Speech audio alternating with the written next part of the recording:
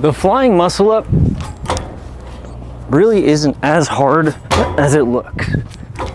It just takes some power, coordination, and a little bit of skill.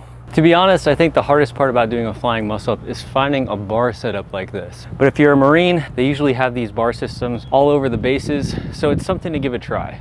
Now, most people can get from the first bar to the second bar relatively easily. And then from there, we just go a little bit further, gain a little more confidence, and then we start aiming really high and go into the third bar.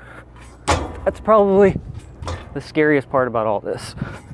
Plus, it does rip your hands up quite a bit, so you gotta have tough hands. Now, I think it's pretty obvious that you wanna be decently good at pull-ups before trying this, even decently good at weighted pull-ups, because you have to generate a lot of power from the bottom of your pull. And you also want to be decently good at muscle ups.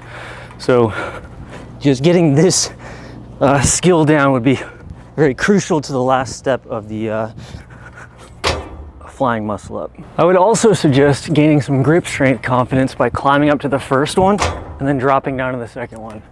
And just repeating that a few times, because catching this is quite the impact on your hands. Then once you've done all those previous steps, it's just 2 kips in a row. So the first one to get to this bar, and then the second one is after we reach that bar. 2 kips. And from here, if you don't feel confident enough to drop all the way down, just climb down and repeat. And then lastly, with a bit of confidence, you'll drop down and rep them out. Either way, with a little bit of strength and some confidence, you could be doing flying muscle ups.